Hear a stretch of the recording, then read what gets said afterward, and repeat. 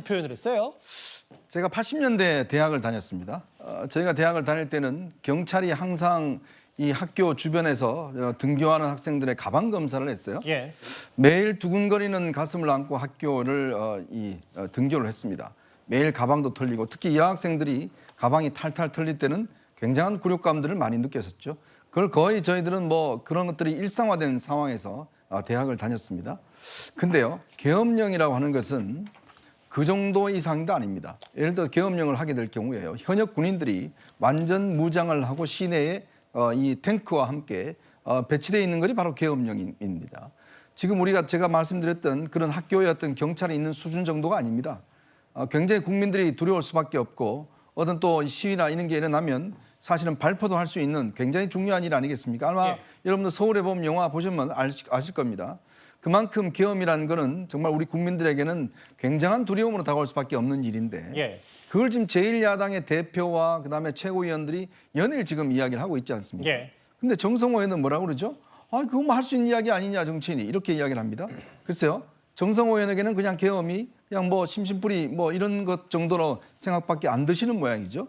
정말 계엄이라는 거는 국가의 위기 상황, 비상 상황, 우리가 적들로부터 침략을 당했을 때 내릴 수 있는 정말 최고의 수준의 어떤 긴장 관계 아니겠습니까? 자, 그런 상황인데 지금 뭐냐면 지금 야당이 이렇게 지금 계엄론 자락을 까는 이유가 뭘까? 특히 김민석 최고위원이 왜 앞장설까? 그걸 따져보면 지금 본인은 뭐 토론도 할 수 있다고 이야기를 하는데요. 아마 10월 달에 있을 여러 가지 이재명 대표와 관련된 사건에 대해서 유죄가 내려질 경우에 여러 가지 시위가 있을 것 같아요. 그럼 이런 시위가 있으면 만약 예를 들어서 경찰로는 예를 들어서 진압이 불가능할 경우가 있습니다. 만약 폭력적인 시위가 벌어지고 옛날에 아마 광화문에서 시위 벌어질 때 그때 보셨잖아요. 뭐 이건 어디까지나 가정입니다. 그렇죠. 그때 당시에 경찰이 진압을 할 때 그 물대포를 조금 뭐 낮게 쐈다고 해서 전부 다 직권남용으로 그때 아마 기소된 기억이 있을 겁니다. 그 이후로 경찰은요, 일체의 어떤 시위 행위에 대해서 적극적으로 막지 않습니다.